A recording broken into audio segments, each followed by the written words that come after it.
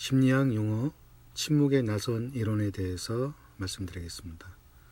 침묵의 나선 이론이란 여론이 형성되는 과정에서 자신의 입장이 다수의 의견과 동일하면 적극적으로 동조하지만 소수의 의견일 경우에는 남에게 나쁜 평가를 받거나 고립되는 것이 두려워 침묵하는 현상을 말합니다.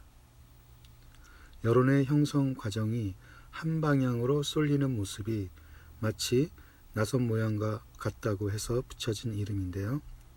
고립에 대한 두려움과 주류에 속하고 싶은 인간의 강한 욕망이 침묵의 나선을 만든답니다.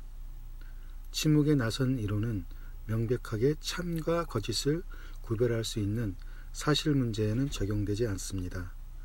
침묵의 나선 이론은 윤리적인 문제나 공공의 문제에 관한 의견 등 주관적인 생각에만 적용이 됩니다.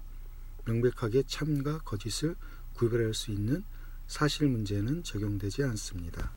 공공의 문제에 관한 여론 형성 과정에서 지배적인 의견을 주로 반영하는 텔레비전과 같은 대중매체의 영향력, 그리고 소수의 의견을 공개적으로 표명하려는 의지가 있는가의 여부가 중요한 변수가 될 수 있습니다. 왼쪽의 화살표는 매스미디어가 지배적인 것으로 표현하는 의견을 뜻하고, 오른쪽 화살표는 다수 의견에 대한 사람들의 지지 정도를 의미합니다. 가운데의 나선은 공식적으로 다른 의견을 표하지 않고 지배적인 의견으로 자신의 뜻을 바꾼 사람을 의미합니다. 독일의 여론조사 기관인 알렌스버 연구소 설립자이자 소장인 엘리자베스 노엘레 노이만이 제시한 이론으로서 독일의 커뮤니케이션 학자이자 정치학자 노엘레 노이만은 1974년에 진행한 연구에서 피험자들에게 어떤 사람이 환한 얼굴로 공공장소에서 담배를 피워 남에게 피해를 주는 일에 반대한다고 주장하는 영상을 보여주었습니다. 노엘렌 노이만은 피험자들에게 이 영상을 본 의견을 말해달라고 했는데, 이때 피험자 주변에 다른 사람을 의도적으로 배치했습니다. 피험자 중 흡연자들은 주변에 비흡연자가 있으면 공개적으로 흡연권을 강하게 주장하지 못하는 모습을 보여주었습니다.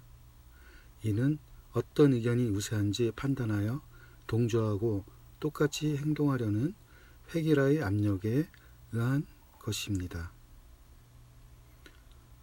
노엘렌 노이만은 인간에게는 고립의 두려움이 있기 때문에 소수의 의견에 속한다고 느낄 때에는 자신의 의견을 감추어야 한다고 압박을 느껴 침묵의 소용돌이가 일어난다고 주장하였습니다. 침묵의 나선 이론이 발생하는 4단계의 가설입니다.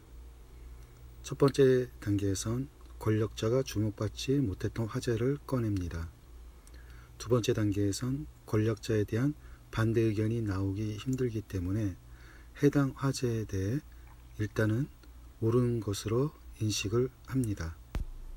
이어서 세 번째 단계에는 해당 화제에 대한 비판이 차츰 나오지만 이러한 비판이 옳지 못하다고 평가를 합니다. 네 번째 단계에서는 소수의 의견이 된 비판 세력은 다수의 압력을 받아 비판을 포기하고 침묵합니다. 침묵에 나선 이런 사례에는 첫 번째 정치의 경우 선거가 끝난 후 실제 투표 결과보다 당선자에게 투표했다고 발언하는 사람들의 숫자가 더 많게 나타날 때가 있습니다. 사람은 소외되지 않고 승자에 속하려 하는 경향이 있기 때문입니다. 선거일에 임박해서 여론조사 결과의 공개를 금지하는 것도 밴드웨건 효과에 의해 여론이 우세한 후보 쪽으로 쏠리는 효과 및 여론조작을 막으려고 하는 의도가 큽니다. 어떤 분명한 의견이 존재할 때에는 사람들이 여론을 관찰하고 본인의 의견을 결정하는 경향이 크기 때문입니다. 즉, 선거를 앞두고 대세론이 생기면 자신의 의견을 당당히 밝히기가 꺼려지고 의견을 개진하려는 노력을 하지 않게 됩니다. 두 번째, SNS 경우에는 대부분의 사람들은 자신의 SNS 타임라인을 본인이 보고 싶은 콘텐츠로 구성을 합니다. 그래서 본인이 친구 관계를 맺고 있는 사람들의 의견만 보고 그렇게 파악된 여론이 다수 의견이라는 착각에 빠지기 쉬워집니다. SNS는 소수의 파워 유저들의 영향력에 의해 지배당하기가 쉽습니다. 때문에 어떤 의견에 대한 판단을 유보하고 있는 동안 이미 다수의 의견이 형성되는데 이에 동조하지 않으면 익명으로 마녀 사냥을 당하거나 신상의 정보가 유출되기도 합니다.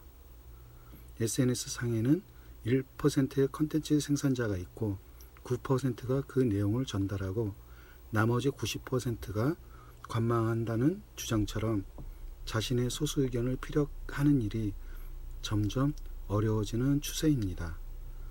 침묵의 나선 이론의 장점과 단점은 침묵의 나선 이론은 역동적이고 거시적이면서도 미시적인 설명력을 가지고 있습니다.